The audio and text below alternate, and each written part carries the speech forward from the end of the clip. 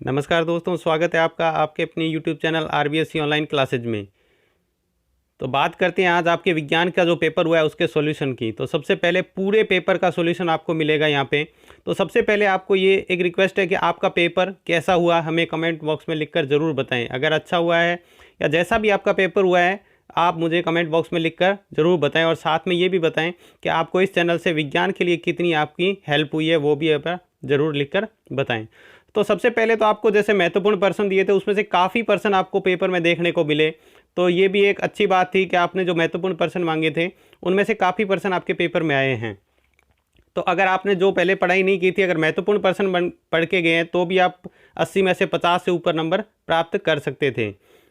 उसके बाद में बात करते हैं पेपर के सॉल्यूशन की। तो सबसे पहला प्रश्न आपका था वो था प्रत्येक जबड़े में रंध्रों की संख्या कितनी होती है। तो प्रत्येक जबड़े में रंध्रों की संख्या, रंध्रक दांतों की संख्या 2 होती है, यानी रंध्रक दांतों की संख्या 2 होती है, 2 ऊपर वाले जबड़े में और 2 नीचे वाले जबड़े में। अगला प्रश्न था कौन सी प्रतिरक्षी प्रथम उत्पादित किया गया था। तो आईजीएम प्रथम उत्पादित जो प्रतिरक्षी था वो आईजीएम था। अगला प्रश्न था श्रृंखलन से आप क्या समझते हैं। तीसरा प्रश्न जो था श्रृंखलन से आप क्या समझते हैं। तो इसका उत्तर था कार्बन कार्बन के साथ जुड़कर शाखित, अशाखित और चक्रीय यौगिकों का निर्माण करता है। कार्बन के इस गुण को श्रृंखलन कहते हैं, यानी कार्बन दूसरे कार्बन से जुड़कर एक लंबी श्रृंखला बना लेता है, उसी गुण को कहते हैं कार्बन के श्रृंखलन कहते हैं। अगला था ऊर्जा संरक्षण का नियम। ऊर्जा संरक्षण का मतलब क्या होता है, किसी भी निकाय की ऊर्जा सदैव क्या रहती है, संरक्षित रहती है। ऊर्जा को ना तो बनाया जा सकता है और ना ही नष्ट किया जा सकता है, केवल क्या कर सकते हैं, एक रूप से दूसरे रूप में बदल सकते हैं। तो सिंपल सा प्रश्न था। अगला था ये राजस्थान का राज्य वृक्ष, तो सभी को ही पता है खेजड़ी, और इसका वैज्ञानिक नाम था प्रोसोपिस सिनेरेरिया। प्रोसोपिस सिनेरेरिया खेजड़ी का वैज्ञानिक नाम। अगला था प्रवाल का बाह्य कंकाल किसका बना होता है। तो प्रवाल का बाह्य कंकाल बना होता है कैल्शियम कार्बोनेट का, CaCO3 इसका बना होता है। उसके बाद में आपका अगला 7वां प्रश्न था भारत के किस घाट में मकाका बंदर पाए जाते हैं। तो पश्चिमी घाट में मकाक बंदर पाए जाते हैं। उसके बाद अगला जो प्रश्न था 7वां, विटामिन डी की कमी से कौन सा रोग होता है। तो रिकेटस रोग विटामिन डी की कमी से होता है। अगला था सबसे महत्वपूर्ण RH कौन सा है, RH कारक। तो RH सबसे महत्वपूर्ण RH कारक है, RH। अगला प्रश्न था सर्वग्राही रक्त समूह। तो सर्वग्राही रक्त समूह होता है AB जो समूह होता है वो सर्वग्राही होता है। उसके बाद में अगला प्रश्न था क्षण चुंबक के लिए चुंबकीय क्षेत्र का चित्र। तो ये एक चित्र बनाना था आपको, बीच में चुंबक के N और S ध्रुव दिखाने थे। चुंबकीय क्षेत्र रेखाएं N से निकलकर S ध्रुव की तरफ जाती हैं। उसके बाद अगला 12वां प्रश्न था अपक्षयण की शक्तियाँ क्या है कृषि के लिए, यह कैसे उपयोगी है। तो अपक्षयण की शक्तियाँ मतलब जो पहाड़ वगैरह होते हैं वो क्या होते हैं, सूर्य की गर्मी से, बरसात से, पाले से और कई भौतिक जैसे वायु, इनसे क्या होती है, टूटती रहती है, धीरे धीरे वो टूटती रहती है। तथा प्रकृति में चलने वाली रासायनिक क्रियाओं से भी बहुत सारी रासायनिक क्रिया होती है जिससे भी क्या होती है, चट्टानें कमज़ोर हो जाती है, उसे अपक्षयण में मदद करती है, यानी ये अपक्षयण होता है, मतलब उनका धीरे धीरे टूट कर मतलब बहते रहना वो होता है। कृषि की दृष्टि से अपक्षयण की शक्तियाँ बहुत ही उपयोगी सिद्ध हुई है, क्योंकि कृषि की मिट्टी सर्वाधिक महत्व होता है। कृषि में क्या होता है, सर्वाधिक महत्व उस मिट्टी का होता है। तो वहाँ से क्या होता है, जो नदियों के साथ इनके साथ बहकर जो मिट्टी आती है वो अपने कृषि के लिए बहुत ही ज़्यादा उपयोगी होती है। मैदानी भाग में कृषि क्यों आप उपयोगी होती है, मैदानी भाग में कृषि क्यों अधिक होती है, क्योंकि वहाँ पहाड़ों से इनसे उपयोगी जो उपजाऊ मिट्टी है वो बहकर आती रहती है। तो ये कृषि के लिए अपक्षयण की शक्तियाँ उपयोगी है। उसके बाद है उत्परिवर्तन नाम किसने दिया। उत्परिवर्तन नाम दिया था होग्यो डी ब्रिज नाम है, होग्यो डी ब्रिज पूरा नाम। और उसके बाद था लेरमार्क के मतानुसार नई जाति का उद्भव, यानी नई जातियां कैसे बनी। तो लेरमार्क कहते हैं कुछ अंगों को अधिक काम में लेने व कुछ को उपेक्षा करने पर से उपार्जित अंगों में वंशागति मानते हुए नई जाति का समझाया। यानी उन्होंने ये बताया कि अगर किसी जाति का अगर कोई अंग मान लो अपन काम में नहीं ले रहे तो वो धीरे धीरे विलुप्त हो जाता है, और जिसको अपन ज़्यादा काम में ले रहे हैं वो अधिक विकसित हो जाता है। इसके बाद अगला जो प्रश्न था प्रश्न नंबर 14, वो था कल्पना कीजिए कि आप अंतर्राष्ट्रीय अंतरिक्ष स्टेशन में जाकर आए हैं। तो अपने अनुभव को आपने क्या अनुभव किया अपने मित्र के साथ, यानी आपने जो अनुभव किया वो अपने मित्र के साथ शेयर करना है। तो इसमें बहुत सारी आप अपने हिसाब से लिख सकते थे। तो जैसे ये मैंने लिखा है हमने सर्वप्रथम वहाँ के स्टेशन के बारे में बताया, उसको कमरे के बारे में, वहाँ की प्रयोगशालाओं के बारे में बताया। वहाँ के भोजन की व्यवस्था यहाँ से पूरी अलग होती है। पानी को पीने के लिए स्ट्रॉ से खींचना पड़ता है, सीधा अपन पानी नहीं पी सकते। वहाँ क्या है, ट्रे पर चुंबक लगा होता है जिससे अपन उसके ऊपर चिमटा या चम्मच रख सकते हैं, नहीं तो वो क्या है, हवा में तैरते रहते हैं। और वहाँ पर भारीनता का भी खुद अनुभव करके देखा। तो इस तरह से आप बना सकते थे। अगला था सड़क सुरक्षा का, घने कोहरे 15% तो था। वाहनों की हेडलाइट पर पीले रंग के पेपर क्यों चिपकाए जाते हैं? तो पीले रंग का पेपर क्या होता है, घने कोहरे में अपने को जो लाइट होती है वो दिखाई नहीं देती है, सामने वाली गाड़ी आती हुई दिखाई नहीं देती है। अगर पीले कलर का उसका पेपर लगा देंगे तो पीली लाइट अपने को कोहरे में भी दिखाई दे देती है, इसलिए उसके ऊपर पीले कलर का लगाते हैं। और इसी का ही दूसरा पर्सन था, सुरक्षित ड्राइविंग के लिए अच्छी नेत्र दृष्टि का महत्व। तो ये तो सभी को आप आसानी से लिख सकते थे कि आंखों की दृष्टि क्या होनी चाहिए, एकदम सही होनी चाहिए, ताकि आगे आने वाले वाहन आपको स्पष्ट दिखाई दे सकें और दुर्घटना की संभावना न हो। अगला 16वां प्रश्न था जिसके अंदर 3 थे। पहला था, अफीम के पादप का कौन सा भाग प्राप्त होता है? अफीम पादप के फल से, यानी कच्चे फल को तोड़कर उससे दूध निकालकर प्राप्त किया जाता है। अफीम का उपयोग, तो अफीम का उपयोग किसके दिया गया जाता है? दर्द निवारक दवाओं में, यानी जो पेन किलर होती है, दो दर्द को कम करने के लिए दवाओं के अंदर इसका उपयोग होता है। अगला था इसी के अंदर तीसरा, पादप का वैज्ञानिक नाम। अफीम के पादप का वैज्ञानिक नाम पेपेवर सोमनीफेरम। उसके बाद अगला जो प्रश्न था 17 नंबर, समांगी और विषमांगी उत्प्रेरण में अंतर तथा एक एक उदाहरण। तो समांगी और विषमांगी, समांगी उत्प्रेरण किसे कहते हैं? जो जिस अभिक्रिया में अभिकारक, उत्पादक और उत्पाद तीनों क्या होती है, भौतिक अवस्था एक जैसी हो गई। तीनों गैस है तो तीनों गैस, द्रव है तो द्रव, तीनों ठोस है तो ठोस, यानी तीनों की भौतिक अवस्था एक जैसी। जैसे नीचे उदाहरण दिखाया गया है, सल्फर डाइऑक्साइड गैस है, फिर ऑक्सीजन गैस है, फिर आगे N2 नाइट्रस ऑक्साइड ऊपर दो उत्प्रेरक यूज किया है, ये भी गैस है। और जो आगे सॉल्यूशन इसका दिया 2SO3, ये भी क्या है, गैस है। और इधर आपके दोनों की अगर भौतिक अवस्था अलग अलग होती है जब, तो उसको क्या कहते हैं, विषमांगी उत्प्रेरक। इसका भी उदाहरण लिखे हुए हैं। उसके बाद इसी का ही दूसरा था उदासीनीकरण। तो अम्ल और क्षार मिलकर लवण और जल बनाते हैं, इसे उदासीनीकरण कहते हैं। जैसे अम्ल प्लस क्षार बराबर लवण प्लस जल। उसके बाद अगला प्रश्न था 18वां, जो 18वां प्रश्न आपका था, वन्य जीव को संकटग्रस्त जातियां कौन सी है? वन्य जीवों को विलुप्त होने के कारण 4 कारण बताने, यानी आपको यह बताना है संकटग्रस्त जातियां, तो ऐसी जातियां जो क्या है, विलुप्त के कगार पर है और उनके संरक्षण के लिए कोई उपाय नहीं किए गए तो जल्दी क्या हो जाएगी, समाप्त हो जाएगी, वो भी जातियां समाप्त हो जाएगी। जैसे चीता, बाघ, गेंडा और बगेरा, ये सारी क्या हैं, संकटग्रस्त जातियां हैं।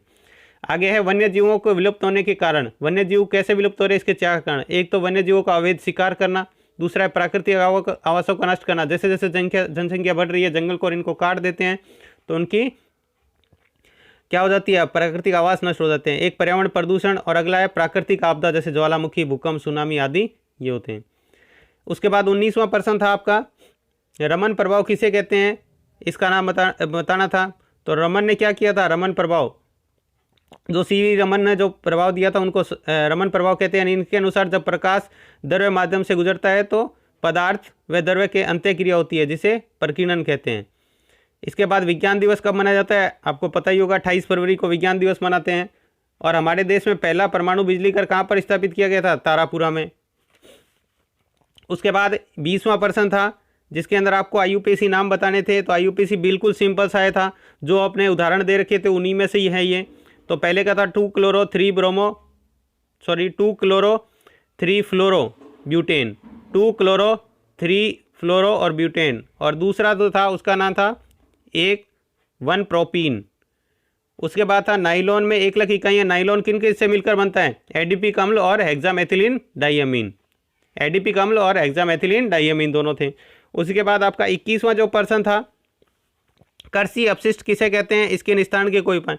तो कृषि अपशिष्ट आपको पता ही है, कृषि के अंदर जो कचरा वगैरह बच जाता है, घास फूस फूल जो पत्तियां, डंठल वगैरह जो अनुपयोगी पदार्थ बच जाते हैं, वो सारे क्या हैं, कृषि अपशिष्ट हैं। इसके निस्तारण की आप कोई सी भी विधि बता सकते थे, लेकिन मैंने ये 2 विधियां बताई हैं। पुनर्चक्रण, यानी आप कृषि के अपशिष्ट से क्या बना सकते हैं, कंपोस्ट खाद बना सकते हैं, वर्मी कंपोस्ट या जैविक खाद बनाई जा सकती है। दूसरा है भूमि भराव, इसको भूमि में गाड़ कर क्या कर सकते हैं, उस पर मिट्टी डाल देते हैं, जिससे भी ये थोड़े समय बाद में क्या हो जाते हैं, ये इनका अपघटन हो जाता है और ये मिट्टी में मिल जाते हैं। अगला 22वां जो आपको प्रश्न था वो था, यानी तीसरे भाग से भाग का है ये, 4 नंबर के जो प्रश्न आते हैं। एक था फल की परिभाषा लिखनी। देखो फल क्या होता है, पुष्प के अंडाशय के निषेचन से बनी संरचना को फल कहते हैं। जो पुष्प है उसके अंडाशय के निषेचन से बनी संरचना को क्या कहते हैं? फल कहते हैं। उसके बाद इसी का ही दूसरा था खरीफ की फसल का एक उदाहरण, तो चावल ये हो गया, ठीक है। उसके बाद तीसरा था दालों का राजा और इसका वैज्ञानिक नाम, तो दालों का राजा चने को कहते हैं, इसका नाम होता है साइरिस एराइनेटिनम।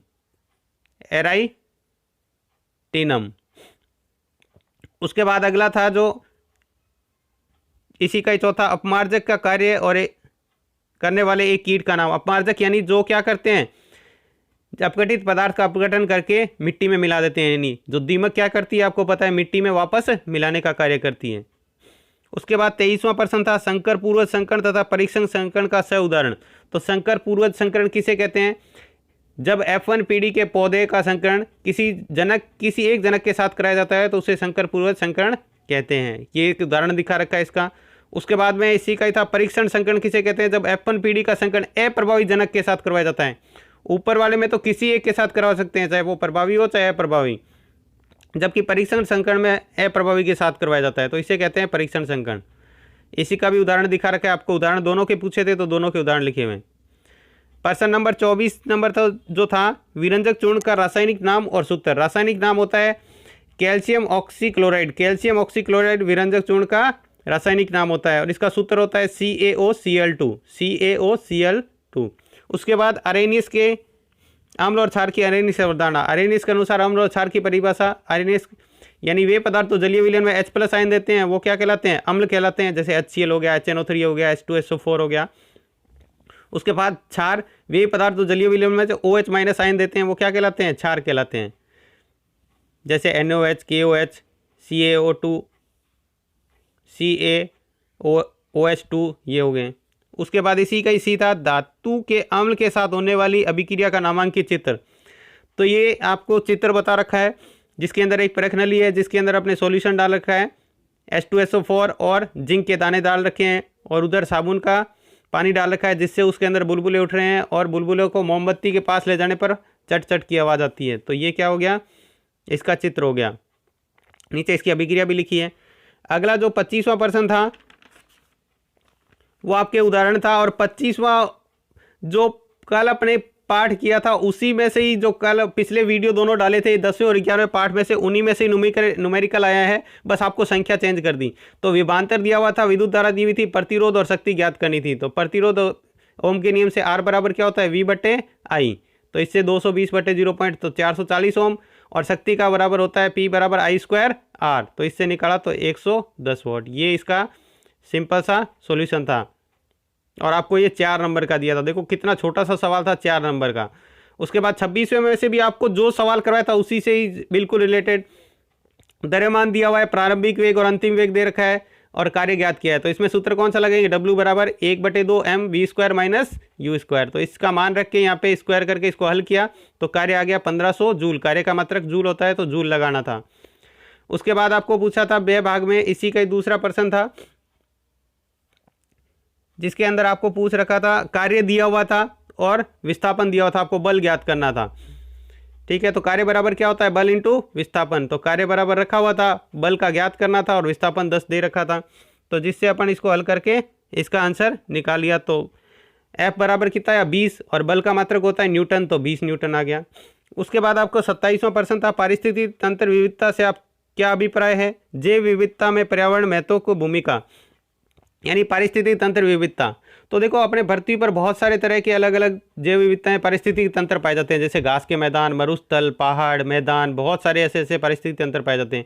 इन पारिस्थितिक तंत्र की अपनी भौतिक तथा पर्यावरणीय विशेषता होती है, यानी इनकी भौतिक और पर्यावरण की खुद की विशेषता होती है जिसके कारण वहाँ पर पाए जाने वाले जीव जंतु व पेड़ पौधों में भिन्नता होती है। अब रेगिस्तान में अलग प्रकार के पेड़ पौधे होते हैं, वहीं मरुस्थल में अलग होते हैं, रेगिस्तान और मरुस्थल में एक जैसे होते हैं, पहाड़ी इलाकों में अलग होते हैं, मैदानी इलाकों में ये सब अलग अलग होते हैं। तो इसी को अपन क्या कहते हैं? पारिस्थितिक तंत्र की विविधता। अब आपसे इसी के एक भाग में पूछ रहा है जैव विविधता का पर्यावरणीय महत्व। अब जैव विविधता का पर्यावरण में क्या क्या महत्व था? वो खाद्य श्रृंखला संरक्षण। खाद्य श्रृंखला संरक्षण इसके बारे में लिखना था कि जो पर्यावरण है वो खाद्य श्रृंखला को बनाए रखने में महत्वपूर्ण भूमिका अदा करता है, यानी सभी जीव जंतु किस पर रहते हैं? पेड़ पौधों पर ही निर्भर रहते हैं। और पर्यावरण संतुलन बिगड़ने से क्या होता है, खाद्य श्रृंखला बिगड़ जाती है और जिससे पर्यावरण को नुकसान होता है। दूसरा है पोषण चक्र नियंत्रण, यानी जो पोषक चक्र होता है, यानी सबसे पहले पेड़ पौधे को प्राथमिक उपभोक्ता खाते हैं, प्राथमिक को द्वितीयक, द्वितीयक को तृतीयक, तृतीयक को वापस अपघटन करके वापस मिट्टी में मिलाने। तो ये जो पोषण चक्र होता है इसको भी नियंत्रित कौन करता है, पारिस्थितिकी तंत्र नियंत्रित करता है। और तीसरा है था पर्यावरण प्रदूषण का निस्तारण। आपको पता है पेड़ पौधे जितने अपन लगाएंगे, पारिस्थितिक तंत्र यानी जितने अलग अलग तरह के पेड़ पौधे ज़्यादा लगाएंगे तो पर्यावरण क्या होगा, प्रदूषण कम होगा और वातावरण क्या रहेगा, स्वस्थ रहेगा। ये थे आपके। इसके बाद में जो आपके निबंधात्मक प्रश्न आए थे जिसमें श्वसन तंत्र के बारे में पूछा था और आपको बताया था श्वसन तंत्र महत्वपूर्ण, तो श्वसन तंत्र का चित्र पूछा था, उसके बारे में अंगों के बारे में पूछ रहा था, ऊपरी श्वसन तंत्र और श्वसन की परिभाषा पूछी थी। इसके अथवा में मानव हार्मोन के बारे में पूछा था, द्वितीयक लिंग हार्मोन और मानव नर जनन तंत्र का चित्र पूछा था, मानव नर जनन तंत्र के बारे में। 7वें पाठ में से आपसे पूछा था जो 29वां प्रश्न था, उसके अंदर आपको पूछ रखा था यानी धनायन परमाणु से छोटा क्यों होता है, मैंडलिफ की आवर्त सारणी के 2 गुण और नीचे वाले में 2 दोष, ये आपको महत्वपूर्ण बताया हुआ था, तो ये प्रश्न आ गए थे आपके। और लास्ट वाले प्रश्न में था जिसमें एक तो आवर्धन किसे कहते हैं, चित्र की सहायता से अवतल दर्पण को समझाना था, अवतल दर्पण का सूत्र व्युत्पन्न करना था और आवर्धन धनात्मक प्रतिबिंब की प्रकृति क्या होती है इसके बारे में।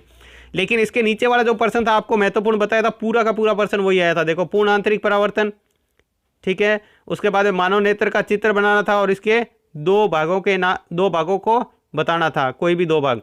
और दृष्टि वैषम्य दोष क्या है, इसका निस्तारण क्या था। तो दृष्टि वैषम्य दोष जब दोनों ही नज़र क्या हो जाती है, कमजोर हो जाती है, इसके निस्तारण के लिए बेलनाकार लेंस का उपयोग किया जाता है।